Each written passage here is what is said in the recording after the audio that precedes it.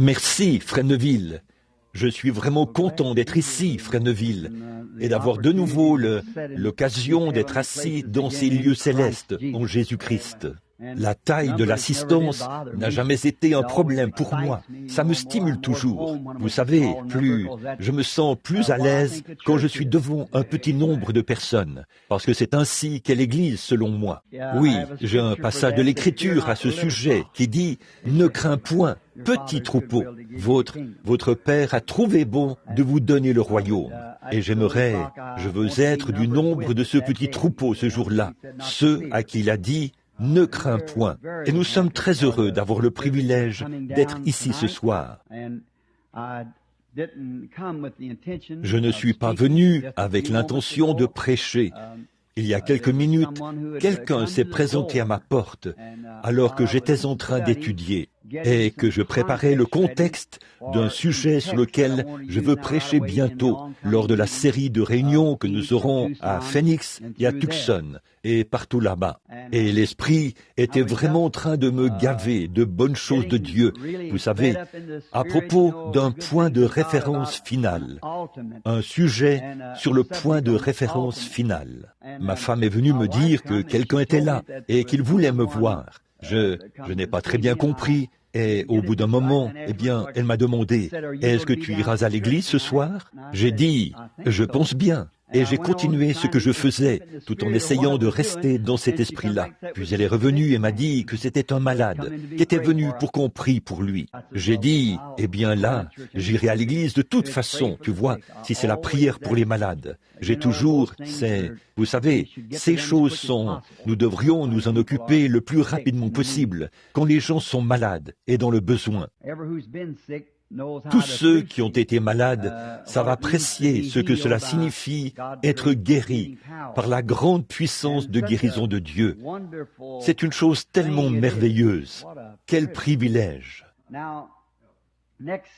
Bon, dimanche prochain, si le Seigneur le veut, et si Frère Neville et tous les autres n'ont rien de spécial, j'ai pensé que dimanche matin prochain, je pourrais apporter mon message de Noël aux gens pour qu'ils puissent, certains d'entre eux viennent de loin, vous savez, par exemple de la Géorgie et de différents endroits, et cela leur permettra de rentrer à temps pour faire leurs emplettes de Noël et tout. Billy vient de me dire que dimanche soir prochain, juste avant le service, ma sœur, Dolores, aura une sorte de petit cadeau pour les enfants. C'est une petite pièce de théâtre qu'ils vont, vous savez, une petite pièce de Noël qu'ils veulent présenter avant le début des services. Et j'ai dit, c'est prévu pour dimanche soir, n'est-ce pas? Il a dit, oui. J'ai dit, dans ce cas, ça ne dérangera rien du tout. Maintenant, vous voyez, mardi prochain, c'est la veille de Noël. Alors ou mardi de la semaine prochaine, c'est Noël. Donc, cela mettrait les gens sous pression, voyez-vous. Et en plus, ils doivent rentrer chez eux la veille de Noël, le lundi. Je me suis donc dit que oui, c'est dans 2 semaines. C'est vrai, c'est ça, dans 2 semaines. Je me suis donc dit qu'il fallait que je vienne ce soir en informer les gens, si le Seigneur le veut, et que Frère Neville n'a rien de spécial. En fait, d'habitude, j'aime apporter mon message de Noël à l'église, et mon message de Pâques, et tout ce que le Seigneur me met à cœur d'apporter. Et dimanche prochain, si le Seigneur le veut, dimanche matin prochain, j'apporterai, et la raison pour laquelle je le fais le matin plutôt que le soir, c'est pour permettre aux gens qui viennent de loin d'avoir tout l'après-midi pour voyager, afin de pouvoir rentrer chez eux. Vous voyez, j'aurais préféré le faire le soir. Je pense que c'est beaucoup mieux en soirée. J'aime le service du soir, quand le soleil se couche, quelque chose comme ça. C'est ce que Dieu faisait dans le jardin d'Éden avec Adam. Il descendait dans la fraîcheur du soir et parlait avec Adam. Vous voyez, j'aime les services du soir. Toutefois, compte tenu des circonstances ici, il serait préférable que je le fasse le matin pour que les gens puissent partir. Je suis reconnaissant de savoir qu'on a grandi le tabernacle de ce côté afin d'exploiter cet espace qu'on a ici et cela permettra d'agrandir la surface du bâtiment. Après tout le remue-ménage et les histoires, finalement, nous y sommes quand même parvenus. Vous savez, le vieux frère Bosworth avait le sens de l'humour. Il disait, le bébé qui pleure le plus fort obtient le plus d'attention. Donc, c'est à peu près ça, vous savez. Je pense que de temps en temps, ça rapporte de pleurer un peu. N'êtes-vous pas de cet avis? Alors, je veux complimenter frère Anthony et ses collaborateurs qui sont ici pour cette belle musique. J'ai entendu cela au moment où j'entrais. Et vous savez, ces instruments, ce sont des trompettes. Je voulais qu'un de mes enfants, au moins l'un d'eux, joue de la trompette. Et les instruments avant. Becky a commencé à jouer du piano, mais elle est à l'âge de l'adolescence. Vous savez, là, elle veut maintenant abandonner cela. Et elle a commencé, le professeur avait dit qu'il fallait commencer par la musique populaire. Non, bon, je ne veux pas dire, vous savez ce que je veux dire, par des préludes et autres, par la musique classique, pour ensuite passer à la musique religieuse. Maintenant qu'elle a atteint un plus haut niveau dans ça, c'est là qu'elle se dit, eh bien, je vais arrêter. Et les enfants sont un casse-tête. Bon, de toute façon, il faut que ce soit un appel de Dieu pour commencer. Je crois que sa sœur, Sarah, qu'elle a derrière, sera meilleure qu'elle de toute façon, et elle n'a jamais suivi de cours. Donc, c'est mieux que ce soit l'appel de Dieu, quand quelqu'un est doué comme ça. Mais j'aime la trompette. Je me souviens quand on a consacré ce tabernacle là-bas, au coin de la rue, les trompettes y ont retenti pendant une demi-journée. À la croix où mourut mon Sauveur, je suis venu brisé de douleur. Là, son sang purifia mon cœur, alors que je mettais mon contexte dans la pierre angulaire. Et je me souviens du soir où, à l'église méthodiste de la Trinité, quand le vieux docteur Morrison, beaucoup d'entre vous qui étiez là à mon époque, se souviennent du docteur Morrison, un vieil homme pieux. Asbury a perdu l'un des plus grands hommes depuis l'époque d'Asbury, quand ils ont perdu le docteur Morrison. À son âge, c'était un vieil homme pieux. J'ai toujours aimé l'entendre prêcher. J'étais allé l'écouter là-bas, à l'église méthodiste de la Trinité. Et ce soir-là, 2 garçons sont sortis sur un petit balcon, comme ma femme et moi arrivions. Ils tenaient leurs trompettes dans les airs comme ça, et ces autres instruments, et ils se sont mis à jouer cela. À la croix où mourut mon Sauveur, la grosse croix qui était là, au-dessus, tournoyait. Je suis resté debout dans la rue, j'ai levé les mains en l'air, et je me suis mis à louer Dieu sur le champ. Je ne pouvais pas m'en empêcher. Il y a une certaine émotion chez un chrétien né de nouveau. Quand ça vibre, quelque chose doit se passer. Un point, c'est tout. Oh, il n'y a rien comme un chrétien à l'ancienne mode. C'est vrai, je n'échangerai cela contre rien au monde. Mon expérience, je ne l'échangerai contre aucune richesse du monde, ni contre le monde entier, ni contre le système solaire et tout. Ce que Jésus m'enseignait à son sujet. Il y a un homme assis là parmi nous. Chaque fois que je le vois, mon cœur bondit. C'est un homme que j'ai vu prendre la communion l'autre soir. Il marche avec une béquille. Est-ce que quelqu'un vous a déjà dit que vous ressembliez à Oral Roberts?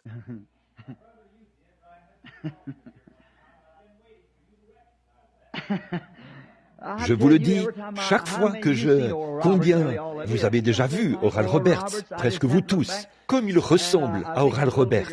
J'ai dû le regarder une deuxième fois. Et je pense qu'il est un peu plus grand de taille qu'Oral.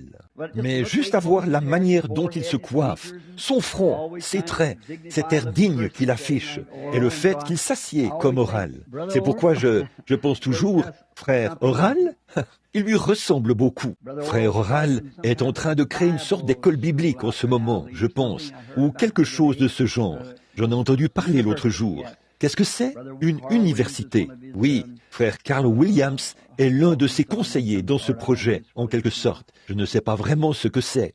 Bon, maintenant, souvenez-vous, dimanche, si le Seigneur le veut, nous commencerons. J'ai la Pâque, ou plutôt le message de Noël. Et aussi, je suis reconnaissant de ce que les travaux de ce tabernacle vont commencer. Ainsi donc, j'espère que ce ne sera pas seulement un ajout en termes de nombre, mais que Dieu accordera plus de grâce à notre Église, à notre mouvement, pas à notre mouvement, mais à notre assemblée où nous nous réunissons. Nous l'aimons. Et je voudrais juste dire ceci. Je ne prendrai pas beaucoup de temps. En fait, il y a beaucoup de choses que je devrais dire, mais je ne le ferai pas. Ça prendrait trop de temps. Mais j'aimerais dire ceci. Il s'agit de quelque chose que je ne peux pas dire. Il y a des choses, tout le monde le comprend, que l'on sait, et elles sont au nom du Seigneur. Mais on ne peut pas les dire. Vous voyez, on doit les garder pour soi. Voyez? Mais il s'agit d'un certain événement qui se passe depuis un certain temps, qui est sur le point de se produire.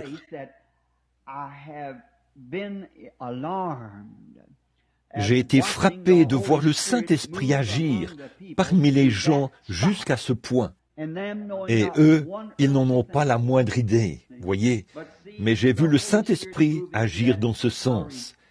Je révélerai la chose, si le Seigneur le veut, au temps opportun. Maintenant, souvenez-vous, ça montre que Dieu est au milieu d'eux.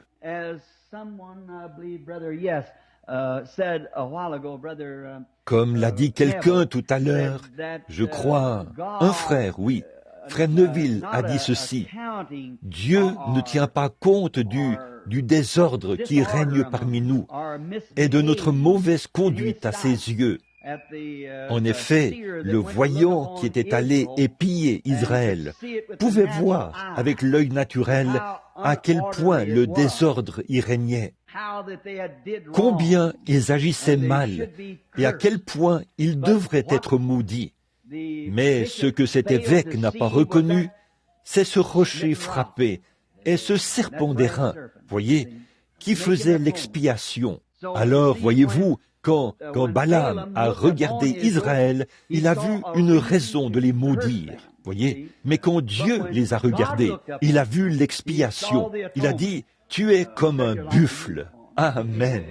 Qui mettra quoi que ce soit en travers de ton chemin, comme tes tentes sont saintes et justes? C'est ainsi que Dieu les a vus, voyez, non pas de la manière dont l'homme les a vus, non pas de la manière dont les grands dignitaires les ont vus, mais de la manière dont lui, il les a vus.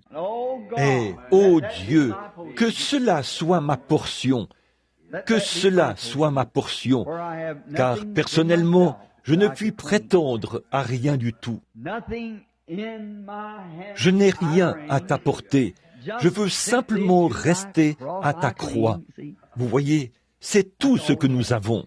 Eh bien, c'est un soir de réunion de prière, ou non, pas un soir de réunion de prière, mais ici, c'est en quelque sorte un groupe d'évangélisation. Nous aimons présenter la parole, et peut-être que je vous parlerai ce soir pendant quelques instants. Beaucoup d'entre vous qui voudraient prendre les Écritures, eh bien, vous savez quoi? Chose étrange, ça s'est ouvert exactement au bon endroit, à la page où se trouve le texte que j'allais lire. Oui, monsieur, c'est étrange. C'est 1 Corinthiens chapitre 11. Et il y a quelques notes que j'avais écrites ici, quelque part ici, des choses auxquelles je pensais, si je peux juste les trouver maintenant. Au sujet de 1 Corinthiens, le chapitre 11. C'est juste ici, juste ici. Oui, monsieur. Maintenant, avant d'aborder la parole, approchons-nous de l'auteur. Voyez, lui qui est la parole. Afin de demander sa miséricorde et sa bénédiction pendant que nous l'étudierons, lui qui est la parole. Prions. Ô Seigneur Dieu, toi qui es plein de grâce et de miséricorde, et qui as bien voulu tout au long des âges, après que l'homme avait péché et que cela avait creusé ce grand abîme entre lui et toi, un abîme qu'il ne pouvait pas franchir par lui-même. Il était absolument et complètement perdu, sans aucun moyen pour lui de revenir. Mais le Dieu plein de grâce a bien voulu accepter un substitut à sa place, et il l'a ramené. Cela a réjoui le cœur de tous ceux qui t'ont jamais connu, Seigneur, que dans ton grand amour et ta grâce, tu as accepté un substitut. Et comme nous venons de l'exprimer, Seigneur, c'est sur ce substitut que nous nous reposons ce soir, sur celui qui est mort à notre place, nous qui sommes pécheurs, ce juste qui a pris sur lui notre injustice. C'est en lui que nous nous confions. Maintenant, nous nous approchons solennellement de sa parole, le cœur et la tête inclinés en guise de révérence, de respect et de reconnaissance. Et ce soir, nous te demandons de nous accorder la grâce par le Saint-Esprit et de nous donner le pain de vie dont nous avons besoin pour nous nourrir. Tu sais exactement ce dont nous avons besoin et nous savons que tu as promis que si nous demandons, nous recevrons. Seigneur, nous voulons nous souvenir ce soir de tous les gens que nous connaissons qui sont malades et dans le besoin, afin que la grâce de Dieu leur soit accordée en grande abondance. Et Père, nous prions pour ceux qui sont tombés, afin que ce jour férié qui vient ravive dans leur cœur des souvenirs à propos de la position qu'ils occupaient autrefois, et ils se sont retrouvés en dehors de ta communion. Ô Dieu, nous prions pour qu'ils reviennent. Accorde-le, Seigneur, qu'ils reviennent dans l'assemblée, dans l'assemblée des premiers-nés. Qu'ils reviennent là où il y a la grâce et la miséricorde, l'amour et la bonté, et la guérison de notre âme, de notre esprit et de notre corps. Accorde-le, Seigneur. Bénis la parole ce soir. Fortifie-nous tous et accorde-nous tes bénédictions, car nous le demandons au nom de Jésus. Amen. Maintenant, pendant quelques instants, j'aimerais attirer votre attention sur 1 Corinthiens, chapitre 11, versets 23, 24 et 25. Car j'ai reçu du Seigneur ce que je vous ai enseigné, c'est que le Seigneur Jésus, dans la nuit où il fut livré, prit du pain, et après avoir rendu grâce, le rompit et dit, « Prenez, mangez, ceci est mon corps, qui est rompu pour vous, faites ceci en mémoire de moi. » De même, après avoir soupé, il prit la coupe et dit, « Cette coupe est la nouvelle alliance en mon sang. Faites ceci en mémoire de moi, toutes les fois que vous en boirez. » Si je devais donner un titre à ce petit texte dont j'aimerais parler, ce serait « Se souvenir du Seigneur ». On aurait dit que c'est un soir, ou plutôt un message qu'on aurait dû prêcher dimanche dernier, lors du souper du Seigneur. Mais je veux l'aborder sous un angle un peu différent pendant quelques instants. Alors que nous rassemblons nos pensées dans l'adoration du Seigneur. Nous pourrions, bien sûr, commencer par la table du Seigneur, parce que c'est un bon point dont on se souvient tous. Se souvenir du Seigneur à sa table, c'est en effet ce à quoi le texte fait référence. Mais en fait, Paul disait que nous devons prendre la coupe et boire le sang et manger le pain cachère pour avoir en mémoire, pour nous souvenir de ce qu'il a fait pour nous. Et en faisant cela, on ne veut pas que ça devienne quelque chose d'ordinaire, de banal. Il faut vraiment s'en approcher en se souvenant du Seigneur. Voyez, rappelez-vous que c'est uniquement sa grâce et sa miséricorde, et rien d'autre que cela, qui vous donne la seule espérance que vous avez. Peu importe ce que vous pourriez faire, il n'y a rien, nulle part, qui puisse le moins du monde être comparable à ce que Christ a fait pour vous. Cette semaine, j'ai eu une triste expérience, mais je peux dire qu'elle était en même temps glorieuse. J'ai enterré un frère qui s'asseyait autrefois ici parmi nous. Et beaucoup d'entre vous savent ce qui est arrivé. C'est notre brave frère Rogers, Basti Rogers, comme nous l'appelions, Everett, frère Bankswood, qui est ici, et frère Sothman. Nous sommes allés ensemble au service funèbre.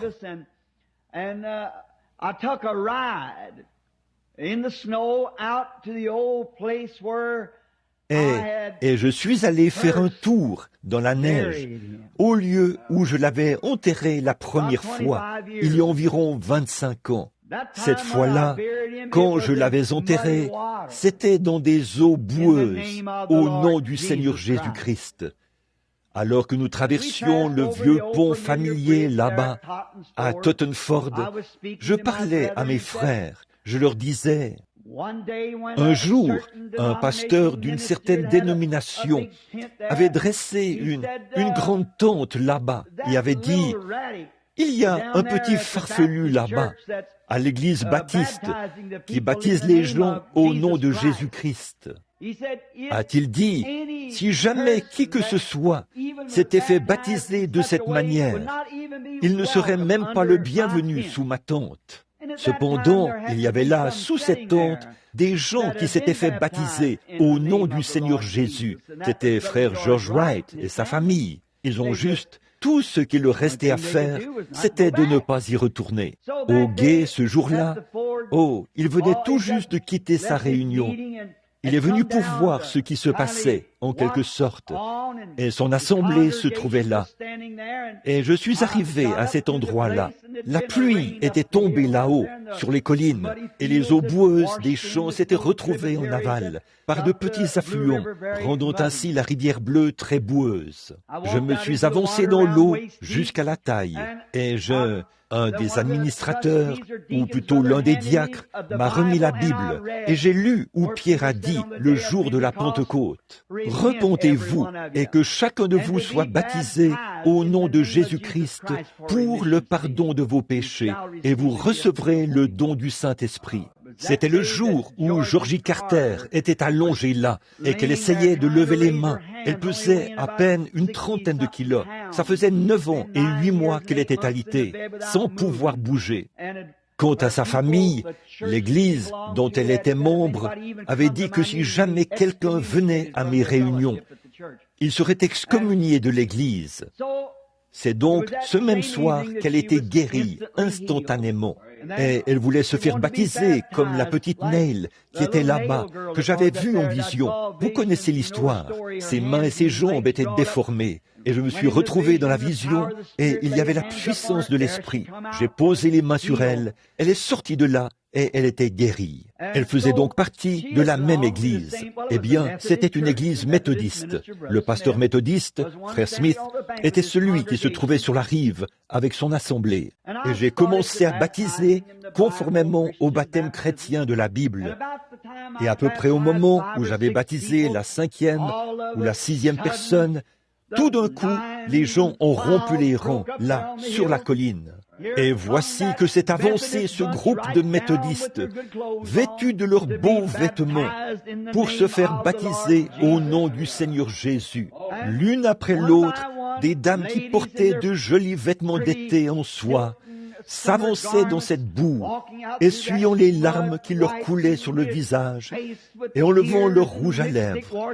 Elles s'avançaient pour faire leur confession et se faire baptiser. Et parmi ce groupe, un homme fort, aux épaules larges, les cheveux coupés courts à la manière des soldats américains, un large visage, un homme costaud, s'est avancé là, avec son beau complet de serge bleu. Il a dit, « Moi aussi, j'ai pris ma décision. » C'était Basti Rogers, sans que qui que ce soit lui dise quoi que ce soit. C'est là que je l'ai enterré au nom du Seigneur Jésus-Christ, sur la base de sa confession. La semaine dernière, je l'ai mis sous terre à Milltown. J'ai prêché le sermon intitulé « La perfection de la résurrection ». J'ai été missionnaire et j'ai vu les différents dieux et les philosophes. C'est tout ce dont il s'agit, à l'exception du christianisme. Tout le reste, ce n'est que de la philosophie. Ils croient ceci, cela ou autre chose. Mais le grand Créateur, qui est l'auteur de la création, pour qu'il y ait une création, il faut qu'il y ait un Créateur. Et s'il existe une création, elle a été faite par un Créateur. Et l'œuvre de tout homme reflète cet homme-là. S'il est un bon menuisier, il fait du bon travail, il construit. Et s'il est un bon mécanicien, il fait du bon travail. Votre travail vous reflète. Et la création de Dieu reflète Dieu. Et Dieu a fait toutes choses dans un but. Et tout ce qui sert le dessein de Dieu connaîtra la résurrection après la mort. Nommez-moi une seule chose. Et j'ai cité plusieurs choses comme les fleurs et les arbres. Et que lorsque le soleil se lève le matin, il est faible comme un petit bébé qui vient de naître. Ses rayons le sont. Vers 10 heures, c'est un adolescent. À midi, il brille de toutes ses forces, comme une jeune femme ou un jeune homme qui rayonne de beauté. Et vers 2 heures de l'après-midi, il est à peu près comme moi. Et le soir, vers 17 heures, il est comme grand-père. Il se couche. Et finalement, ses rayons se retirent de la terre et il meurt. Est-ce la fin pour lui? Il a servi le dessein de Dieu. Il a favorisé la croissance des végétaux au fur et à mesure qu'il parcourait la terre. Toutes les plantes qui étaient mortes l'année précédente, il les a ressuscitées. Est-ce la fin pour lui? Après qu'il a servi le dessein de Dieu, il se lève de nouveau le lendemain matin avec une nouvelle vie. C'est pareil pour chaque arbre et tout le reste, pour toute chose, la lune, les étoiles, le système solaire. Tout promet. Et si un homme sert le dessein de Dieu, il y a une résurrection, aussi sûr que 2 et 2 font 4. Tout ce qu'il en est, c'est que Dieu attend que ce soit le temps, comme il le fait en ce moment. Les grandes feuilles viennent de tomber des arbres, ou plutôt, elles sont déjà tombées. Là, il y a le rouge, le vert, le bleu, le brun, toutes les différentes couleurs que l'on trouve à la surface de la terre, sous laquelle la nature créée par Dieu repose, morte. Dieu a tout simplement planté son bouquet, mais il sait que lorsqu'il plante le bouquet, il y a une résurrection au printemps. Le monde n'a qu'à continuer dans son orbite jusqu'à ce qu'il soit de nouveau aligné avec le soleil, et là, il ressuscitera comme des fleurs de deuil. Ne dites jamais « c'est la fin ». Pas plus que les feuilles brunes qui sont sur l'arbre ne disent que c'est la fin. Tout ce qu'il reste à faire, c'est attendre l'écoulement du cycle du temps de Dieu jusqu'au temps de la venue du Fils de Dieu. Et toute créature vivante qui est morte en Christ ressuscitera dans sa présence et en se souvenant de lui. Oh, quand j'arriverai à la fin de ma route, je veux mourir dans sa présence, me souvenir de lui, qu'il est la résurrection et la vie. Il est celui-là. Alors, quand nous venons à la table du Seigneur, comme je l'ai déjà expliqué ici auparavant, ce n'est pas... Nous croyons que ce que nous appelons la communion, c'est le fait de prendre le pain. Nous plaçons le mauvais, nous plaçons la bonne chose au mauvais endroit. Ce n'est pas le pain qui compte, ce n'est pas le vin qui compte. Ça, c'est le pain cachère et le vin.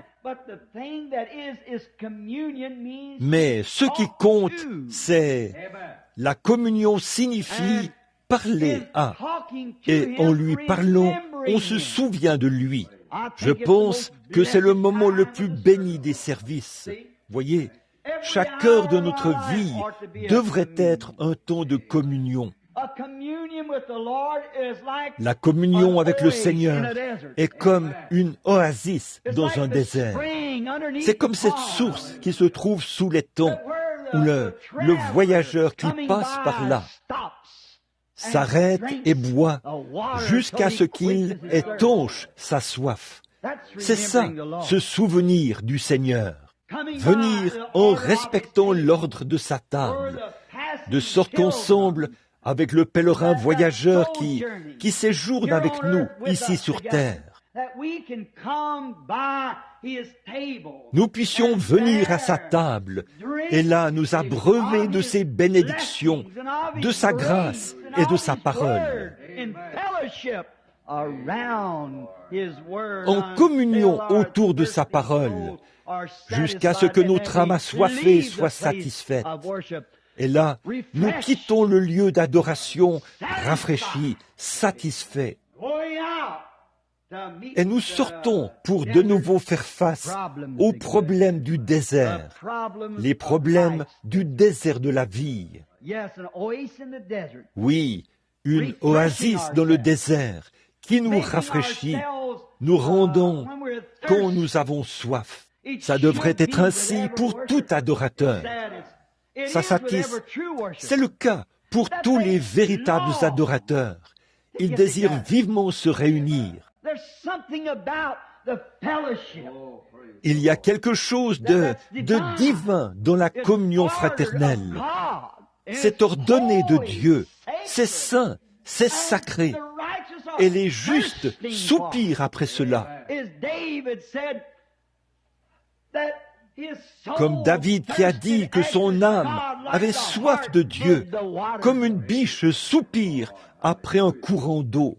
La petite biche, blessée par une meute de chiens qui ont arraché des morceaux de chair de son flanc, et cela a été arraché de son flanc. Elle se tient là, haletante et aux aguets, là, utilisant le sens de l'odorat que Dieu lui a donné. Elle peut sentir l'eau à des kilomètres. Et elle maintient sa petite tête en l'air, pendant que la vie la quitte par ce sang qui sort. Elle sait que si jamais elle parvient à atteindre cette source, elle pourra vivre. Rien ne pourra l'attraper à ce moment-là. Si elle parvient à atteindre le point d'eau, elle sèmera tous les chiens qu'on pourrait mettre à ses trousses, car elle sait qu'elle a trouvé la source de vie. Et quand l'Église en arrive à ce point où Christ compte tant pour nous, que nous avons soif d'être dans sa présence, et les uns avec les autres, c'est une source de vie. Aucun démon ne pourra jamais vous atteindre. Là, même la mort elle-même est vaincue. Oh, quelle espérance! Quel endroit! Se rafraîchir. Et en le faisant, on se souvient que Christ est celui qui a rendu cela possible pour nous. Il est celui qui a fait ces choses pour nous. Nous devons nous souvenir de lui. Car, rappelez-vous, autrefois, nous étions des étrangers sans Dieu, des gens des nations, emportés par des idoles muettes. Mais rappelez-vous, Christ est mort, non pas pour les Juifs, mais pour toute créature qui fait partie de la race déchue d'Adam. Christ est mort. Alors que nous venons pour nous souvenir de lui à sa source de communion, cela devrait nous rappeler comment était Israël pendant son voyage. Et ils en sont venus, bien qu'ils étaient dans la ligne du devoir, faisant route de l'Égypte vers leur délivrance, vers le pays promis. Étant dans l'exercice même de leurs fonctions, ils se sont retrouvés sans eau. C'était sec, à perte de vue, en tout lieu, sous chaque colline où il aurait dû y avoir des sources, il n'y en avait pas. Et ils périssaient dans le désert. C'est alors qu'est apparu le rocher. Moïse a frappé ce rocher, et de lui est sortie de l'eau en abondance. Tout homme assoiffé, toute femme assoiffée, tout enfant, ou même toute bête assoiffée, pouvait boire de l'eau en abondance. Comme le dit Jean 3,16, le passage marquant de la Bible, « Car Dieu a tant aimé le monde qu'il a donné son Fils unique, afin que quiconque croit, communie, se souvient de lui, ne périsse point, mais qu'il ait la vie éternelle. » Se souvenir que Christ est notre rocher qui a été frappé pour sauver un monde qui périt, des gens des nations qui périssent, des Juifs qui périssent, un monde qui périt. Christ a donné sa vie en abondance, afin que tous ceux qui avaient faim et soif, comme l'a dit le prophète, puissent venir à la source, acheter de moi du lait et du miel, sans rien payer. Venez, parce que c'est la communion. Venez en mémoire du Seigneur. Je peux encore penser à ce souvenir du Seigneur par rapport à un lieu de rafraîchissement, le puits que l'on a appelé Lahai Roi, ce qui signifie en hébreu le puits de celui qui vit et qui me voit.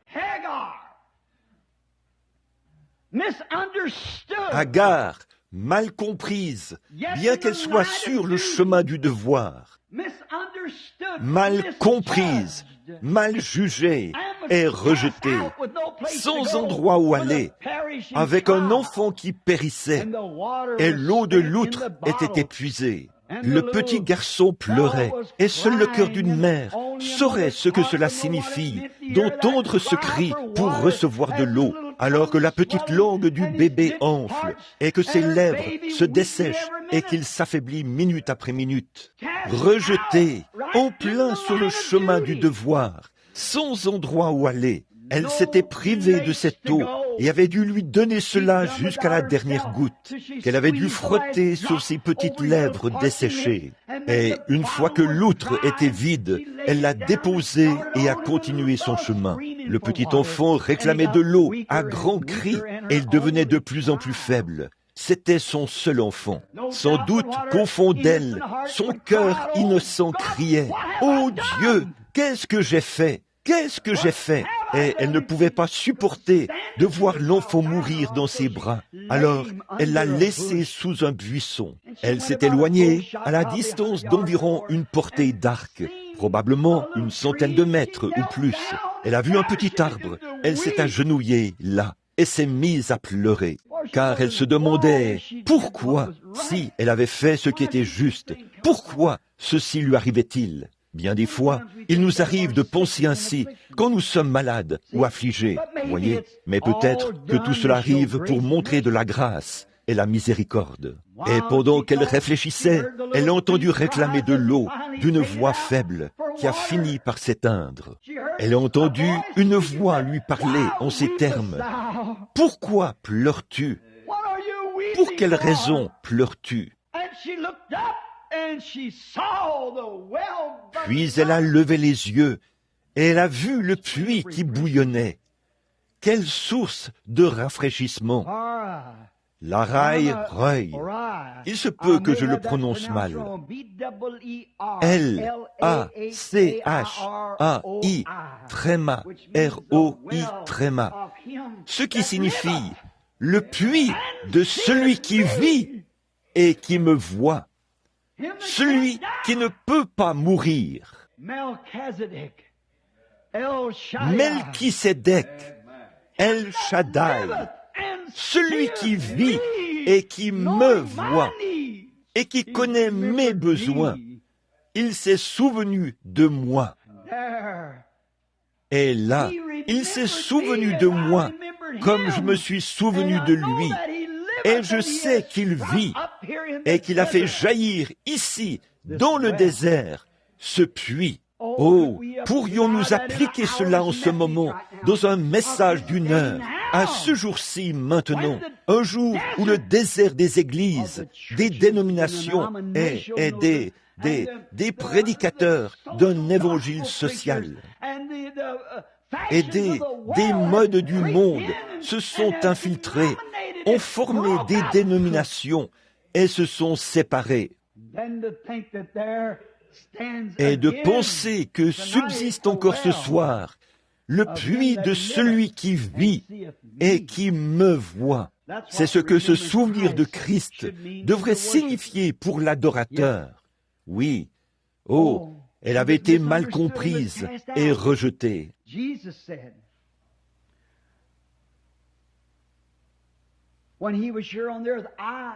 Jésus a dit, quand il était ici sur la terre, « Je suis les eaux vives. Je suis les eaux de la vie. Et je veux exprimer une autre petite pensée qui me vient à l'esprit.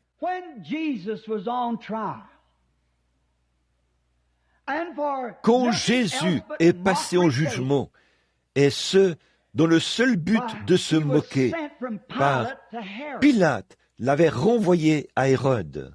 Eh bien, Pilate n'avait pas à faire cela, vous savez, et il avait essayé de s'en laver les mains. Mais une fois que c'est sur vos mains, vous êtes obligé de prendre votre décision. Vous ne pouvez pas renvoyer la balle à quelqu'un d'autre. C'est vous en tant qu'individu. Mais on l'avait renvoyé à Hérode juste pour se moquer de lui, parce qu'il avait toute une réputation de faiseur de miracles et tout.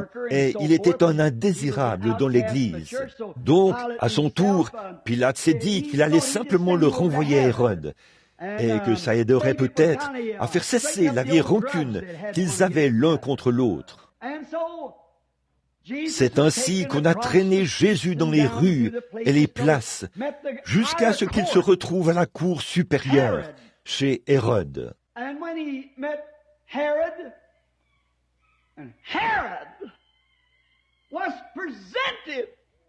Et quand il s'est retrouvé devant Hérode, et là, Hérode a eu son unique occasion. À quel point un homme peut-il être insensé?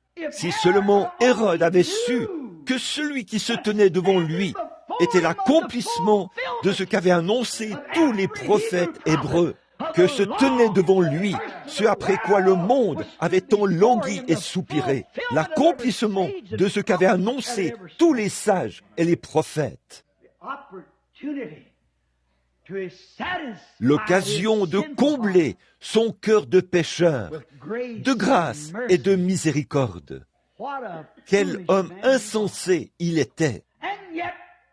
Toutefois, il n'était pas aussi insensé que les hommes d'aujourd'hui qui ont la même occasion, puisque nous avons eu 2000 ans de plus pour accéder à son enseignement, à sa miséricorde.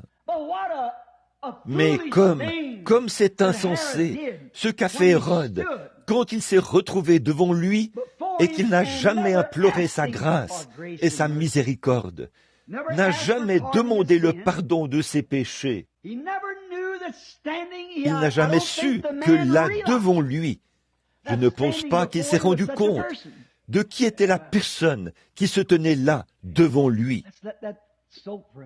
Laissons cela pénétrer un instant, du fait que cet homme n'avait pas une sorte de titre prestigieux de la haute société, de différentes organisations et de clubs, et tout ça dont il était membre. Il n'avait pas une telle réputation. Mais parmi ceux qui connaissaient la Bible et qui connaissaient la promesse, il en avait une. Et permettez-moi d'enfoncer le clou. Ceux qui étaient prédestinés à la vie éternelle, ils ont reconnu cela dès qu'il s'est présenté là-bas. Mais Hérode n'avait pas appris cela. Il ne l'a jamais su. Comme c'est triste. Tout ce que les prophètes avaient annoncé pendant 4000 ans, l'accomplissement de la réponse aux cris du monde, se tenait là, devant lui. Là, en sa présence, se tenait l'accomplissement de tout cela. Et comme je le répète, on pourrait penser que c'était un homme insensé, parce qu'il avait pris une décision insensée. Car, remarquez, il n'a jamais imploré sa miséricorde.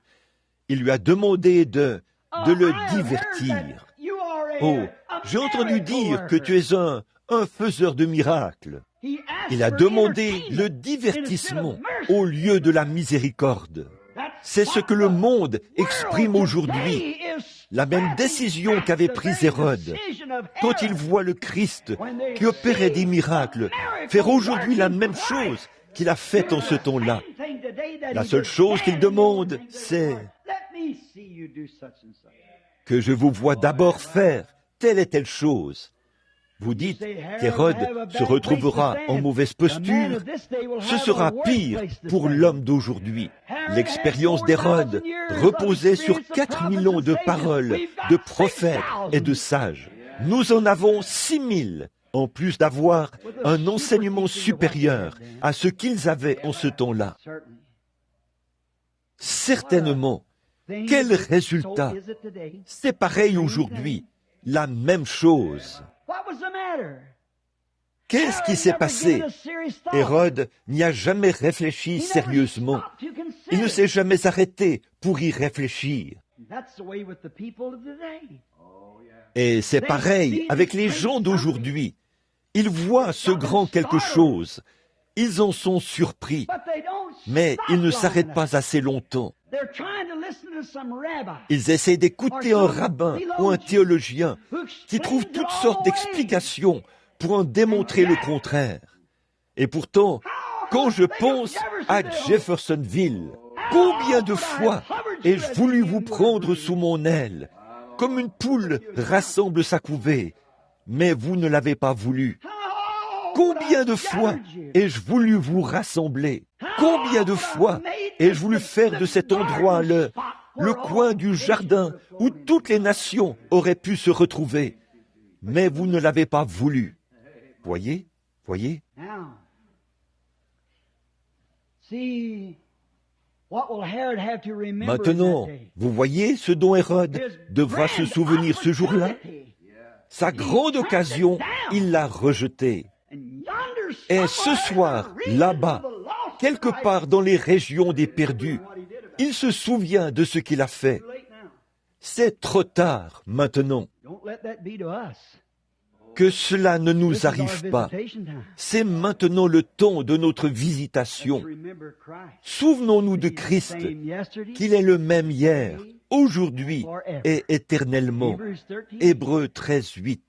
N'attendez pas d'être dans des régions là-bas, par milliers d'années, dans cette dimension où vous ne pouvez pas aller dans la présence de Dieu, alors que votre temps sur la terre est terminé.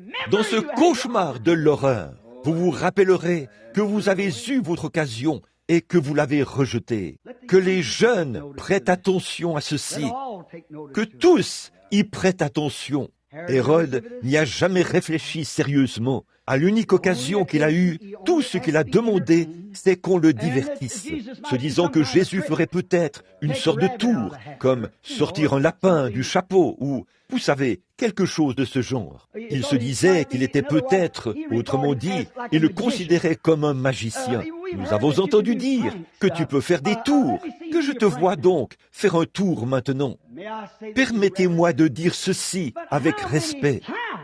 Mais que de fois les soi-disant ministres de ce jour-ci ont dit, si le Saint-Esprit existe, si vous croyez que le Saint-Esprit agit exactement comme au commencement, que je vous vois prendre le vieux un tel qui est ici, ou ceci, oh, cet homme ici, cette femme ici, j'irai les chercher, que je vous vois le faire. Se rendent-ils compte que c'est le même esprit? Non, pas du tout. Qui a dit à Jésus, si tu es le Fils de Dieu, prends, change ces pierres en pain. Si tu es le Fils de Dieu, dis-nous qui t'a frappé sur la tête. Si tu es prophète, dis-nous qui t'a frappé. Alors qu'il avait un chiffon sur le visage, il le frappait sur la tête, puis se passait le bâton l'un à l'autre, en disant, dis-le-nous si tu es prophète, dis-nous qui t'a frappé, et nous te croirons. Dis-nous, si tu es le Fils de Dieu, nous te parlons d'un cœur honnête. Si tu es le Fils de Dieu, descends de la croix, et nous croirons que tu es le Fils de Dieu. Je me demande si beaucoup de gens aujourd'hui, hommes, femmes, jeunes et vieux, ne sont pas dans la même situation. Et un de ces jours, vous vous rappellerez que vous avez été dans sa présence, à sa source, et que vous vouliez voir un tour, ou que vous vouliez voir un numéro, ou quelque chose de ce genre. Là, j'y croirais. Que j'ai un frisson dans le dos, que je fasse ceci ou cela, j'y croirais. Vous voyez, une sensation, c'est purement de l'idolâtrie.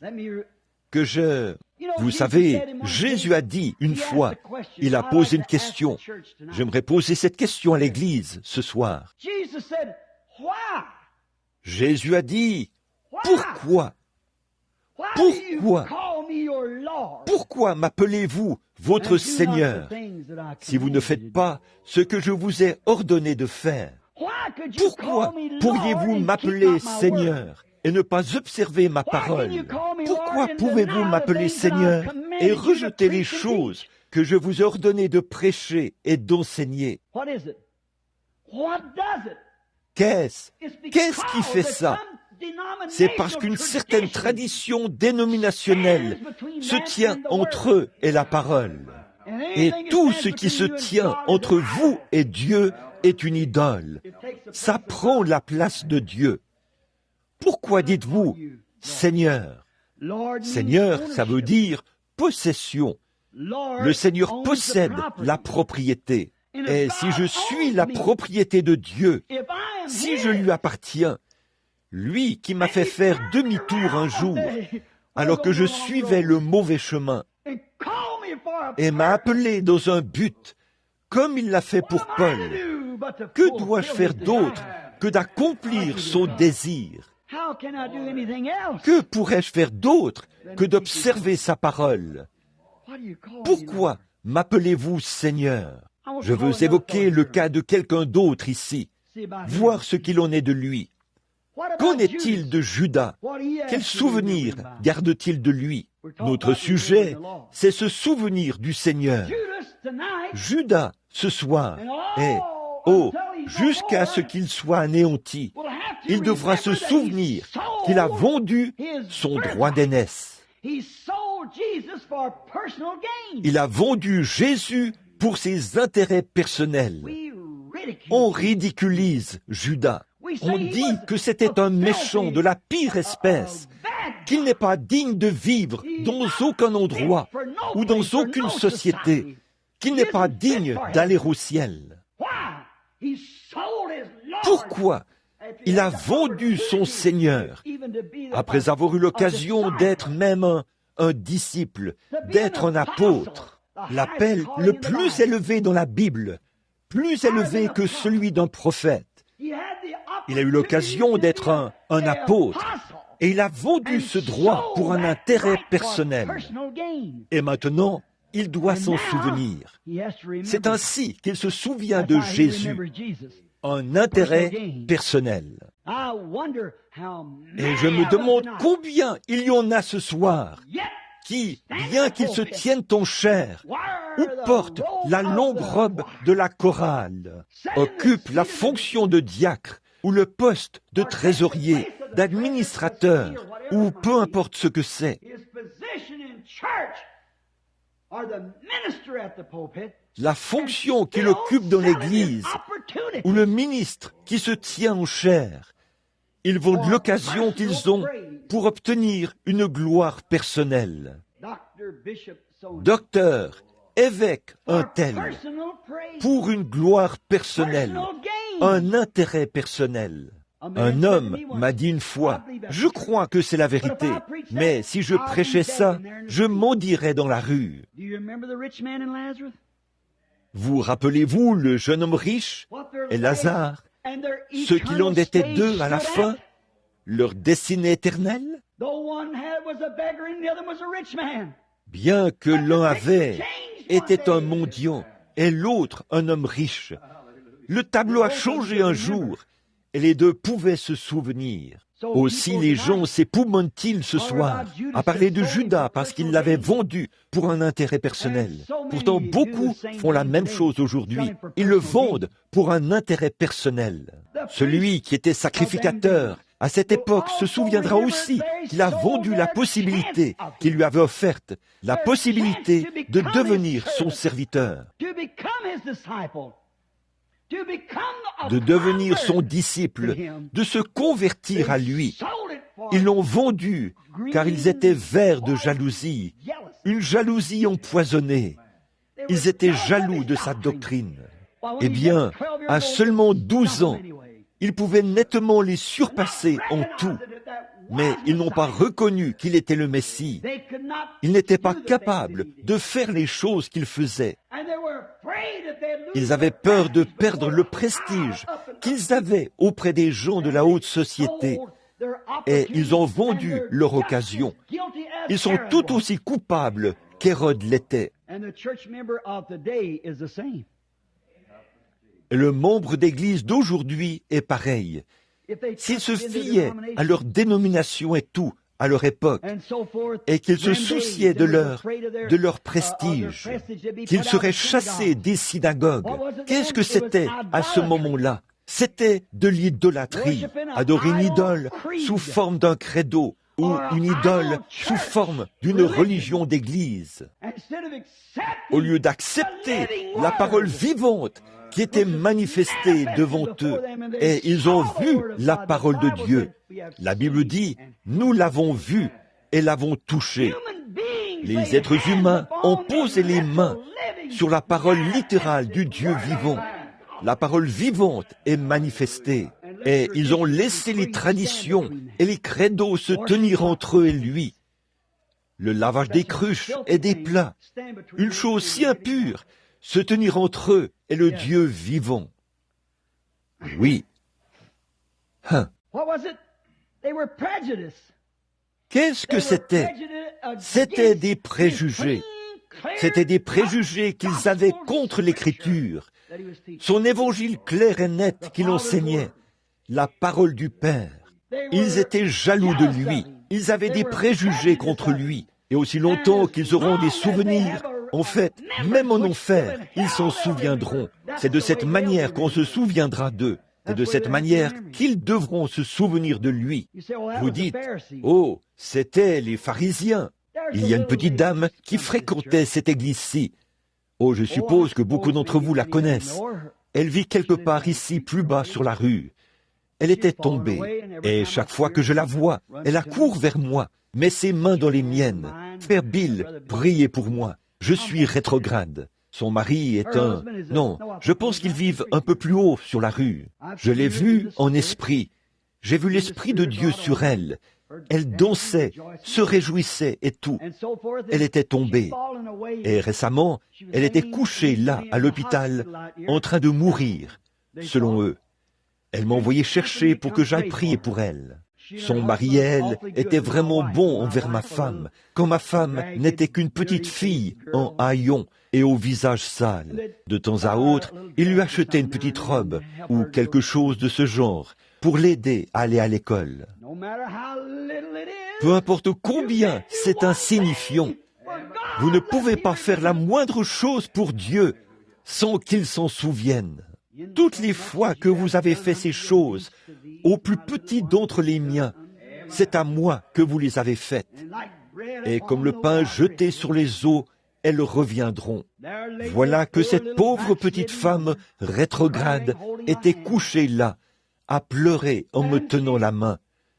Et elle, j'ai dit, eh bien, sœur, je vais prier pour vous. Et sur le lit d'à côté était couchée une femme. Elle avait les mains croisées et elle me regardait. Son fils était assis près d'elle, un jeune homme d'une vingtaine d'années, qui avait l'air d'un Ricky moderne. Eh bien, je ne dis pas ça pour manquer d'égard envers quiconque s'appelle Ricky, mais je veux dire que c'est on n'entendait jamais un nom comme ça autrefois. Elvis et Ricky, ça, ce sont les noms de cet âge-ci, vous voyez. Si vous avez un enfant qui s'appelle comme ça, appelez-le par son deuxième prénom, alors, ou donnez-lui en un. Comme elle était assise là, elle m'a regardé. Et quand j'ai commencé à courber la tête, je l'ai vue prendre un air vraiment... Elle a dit, « Un instant, là, tirez ce rideau !» J'ai dit, « J'allais simplement prier pour la dame. N'êtes-vous pas une croyante ?» Elle a dit, « Eh bien, sachez que nous sommes méthodistes et nous voulons que vous tiriez ce rideau. » Oui, madame, et j'ai tiré le rideau.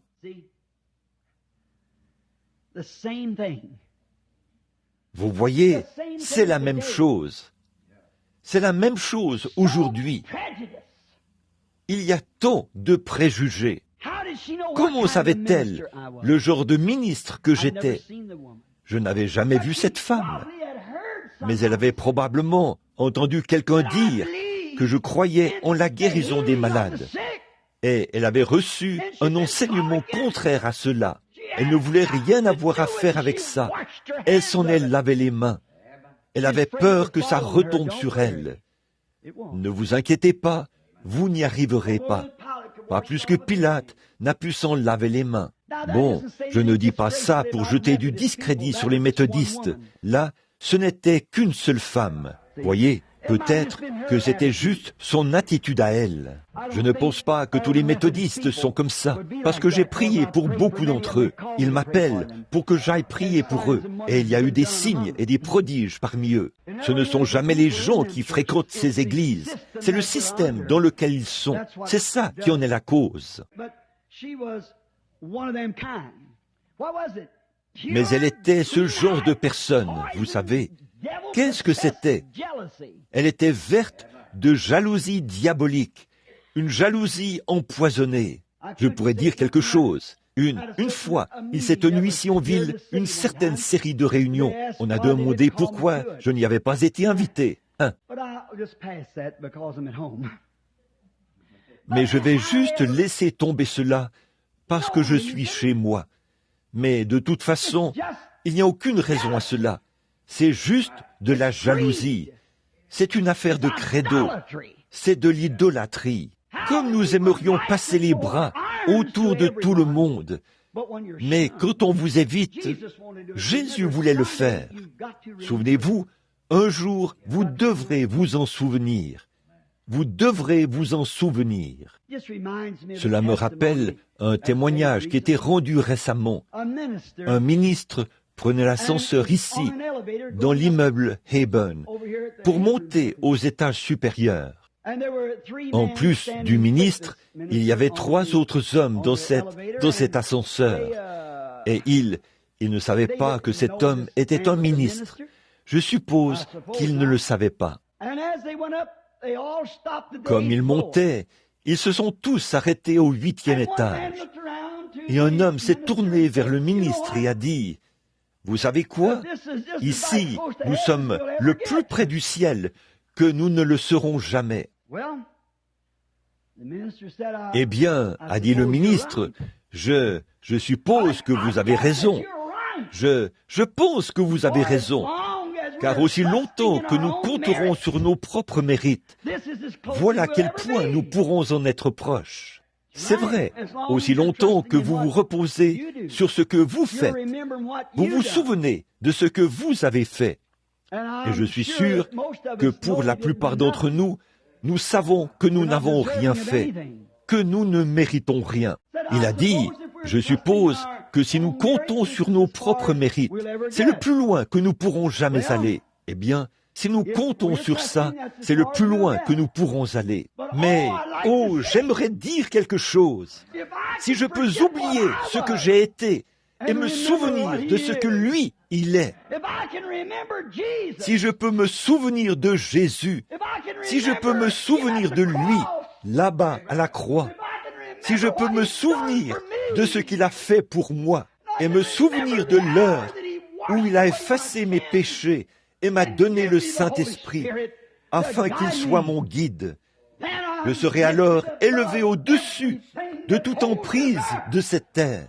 Je serai élevé au-dessus de toutes les choses terrestres pour être dans les lieux célestes en Jésus-Christ, où je peux être en communion avec lui. Là, dans sa présence, j'oublie tout ce que j'ai déjà été. J'oublie tous mes péchés et tout, parce qu'ils sont dans la mer de l'oubli. J'oublie tout mon passé, j'oublie tout, et je me souviens qu'il a fait de moi l'un des siens, par sa propre mort. Il a pris ma place. Et moi, qui n'avais aucun droit d'aller ailleurs qu'en enfer, il a pris ma place et m'a élevé de l'enfer. Il y est allé pour moi, et il m'a élevé par sa grâce abondante, si bien que nous sommes maintenant des fils et des filles de Dieu, et nous sommes assis dans les lieux célestes en Jésus-Christ, toujours dans la joie, et nous souvenons toujours de celui qui nous a menés en sûreté jusqu'à présent, et avec la foi qui vibre dans notre âme, qui nous pousse, alors par sa grâce, il me mènera toujours plus loin. Et par les yeux de la foi, je vois son écriture s'accomplir. Tous ceux qu'il a connus d'avance, il les a appelés. Tous ceux qu'il a appelés, il les a justifiés. Et tous ceux qu'il a justifiés, il les a glorifiés. C'est pourquoi, ayant ceci à l'esprit, je me tiens dans l'assemblée où se trouve l'Esprit de Dieu et où les gens sont élevés, afin d'être assis dans les lieux célestes en Jésus-Christ. J'attends l'heure où cette représentation misérable de la vie humaine, qui en son sein un cœur mortel qui bat et qui devra cesser de battre un jour, sera changé et aura reçu le cœur de l'Esprit, qui battra perpétuellement pendant des temps incommensurables à venir, sans maladie, sans chagrin, sans vieillesse ou quoi que ce soit d'autre. Souvenez-vous de Jésus. Quand le pot est vide à la maison et qu'il n'y a plus de farine, souvenez-vous de Jésus. Quand le médecin dit qu'il n'y a plus d'espoir, souvenez-vous de Jésus. Quand le diable vous tente, comme le dit le cantique que nous chantons en nous séparant, quand les tentations surviennent, murmure son saint nom en priant. Se souvenir de Jésus, se souvenir qu'il reviendra. Ce même Jésus qui nous a été ôté reviendra de la même manière que nous l'avons vu aller au ciel. Souvenez-vous, il reviendra pour les siens.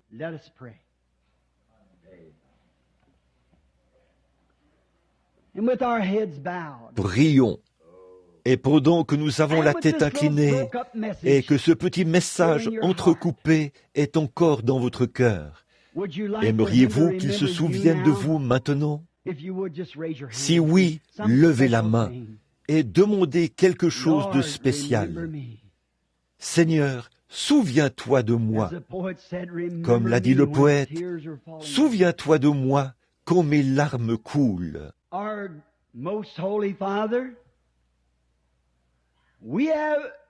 Notre Père très saint, nous avons grandement joui de la présence du Saint-Esprit, alors qu'il nous montrait la parole de vie et que nous nous remémorions la fosse d'où nous sommes sortis. Cette fosse d'où nous avons maintenant été tirés et façonnés pour être des enfants de Dieu par la grâce de Jésus-Christ.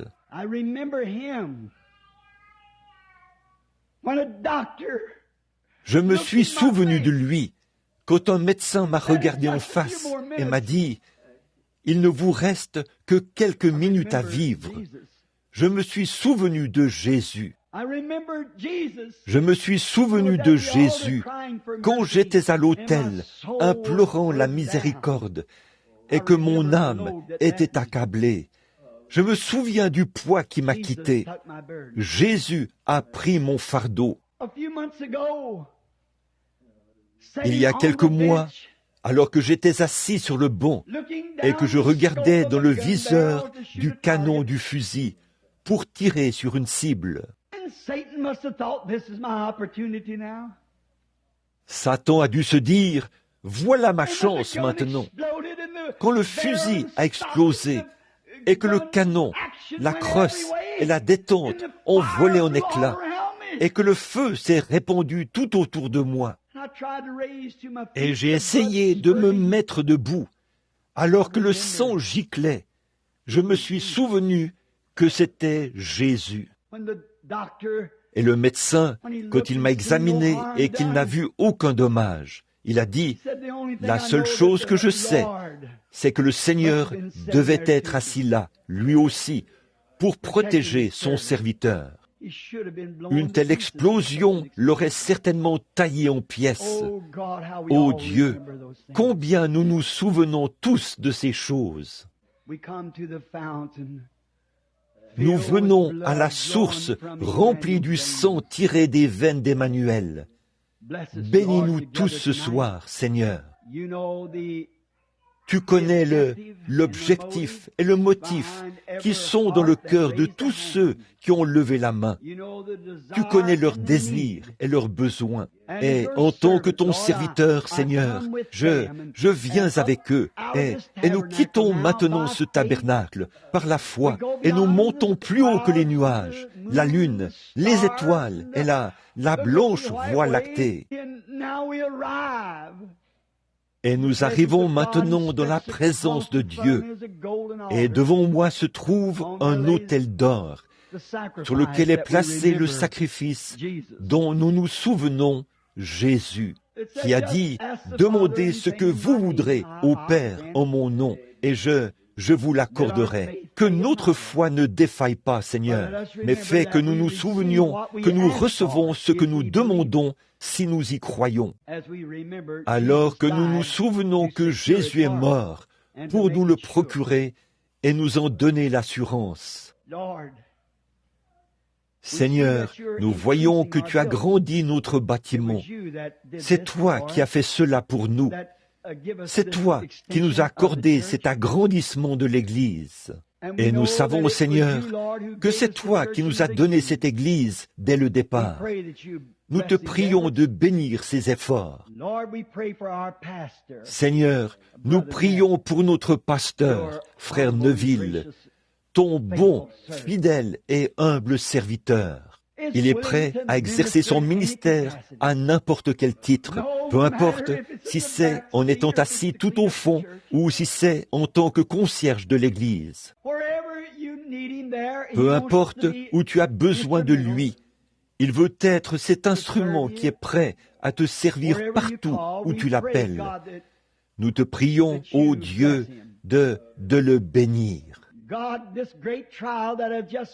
Ô Dieu, cette grande épreuve que je viens de traverser, ces administrateurs qui m'ont soutenu, cette Église qui a prié pour moi, finalement, la victoire a été obtenue.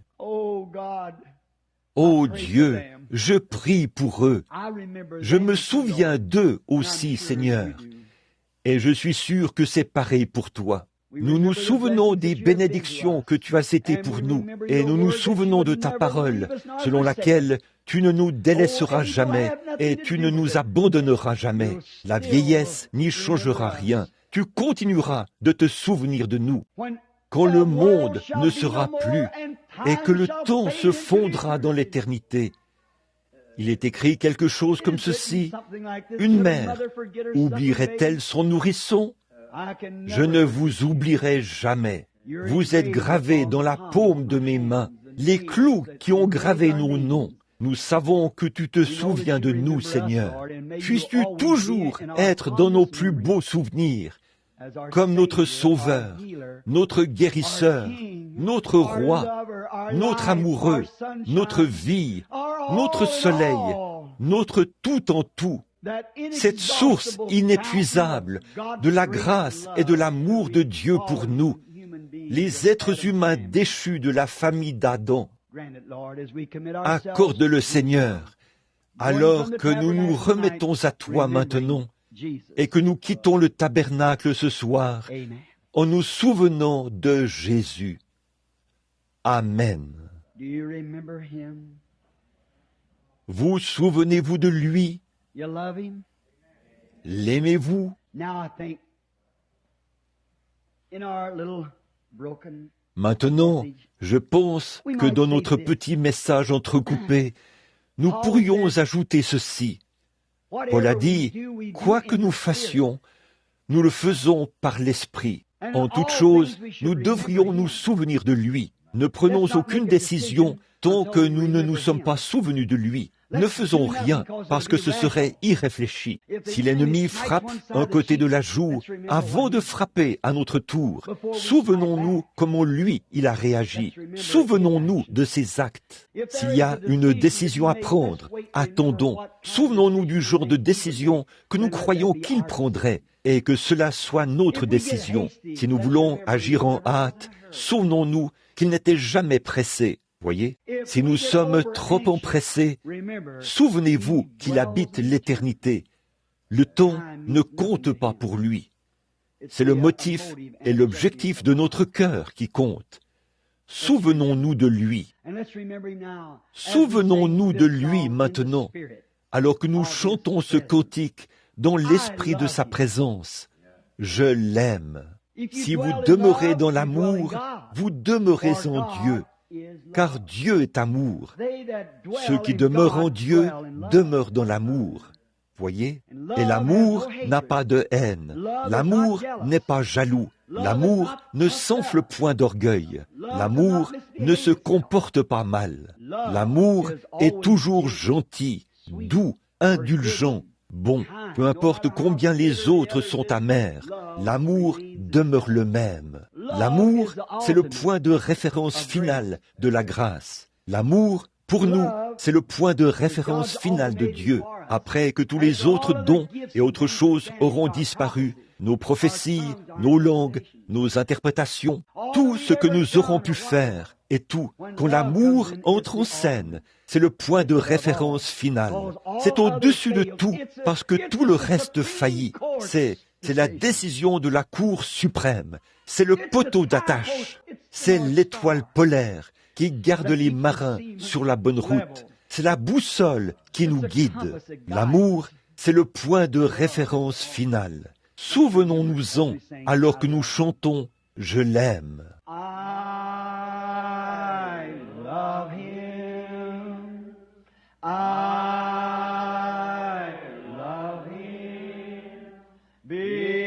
Because he first loved me and purchased my salvation on Calvary's tree.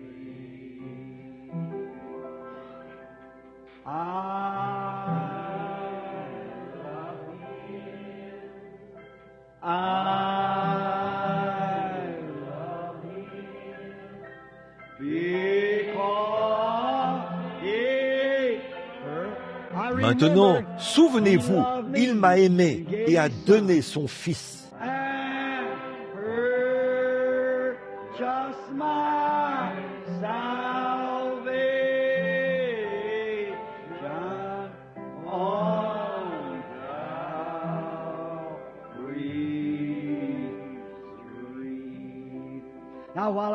Pendant que notre sœur joue ce cantique pour nous,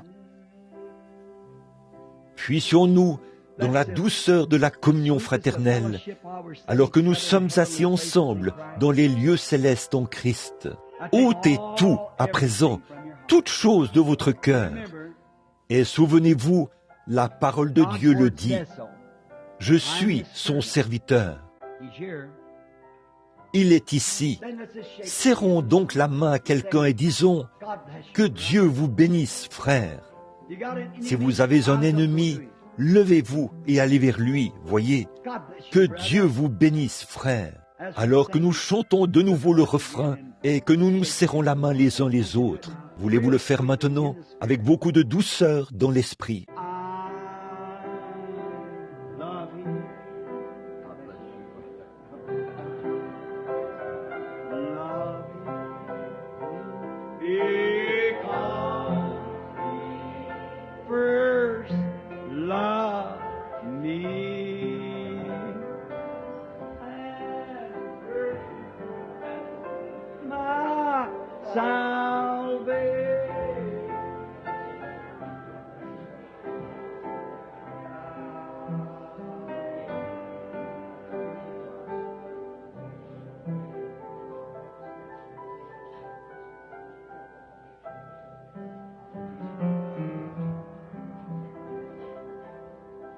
Avec nos mains levées maintenant.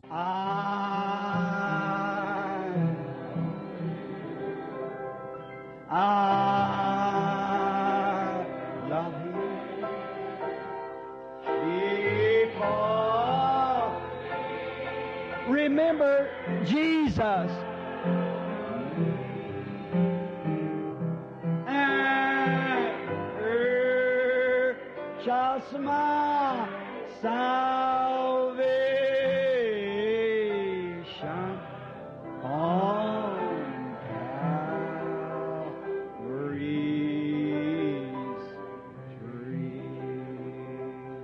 Now let's bow our heads and hum it.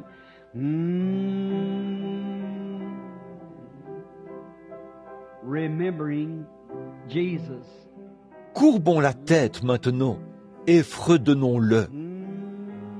Se souvenir de Jésus.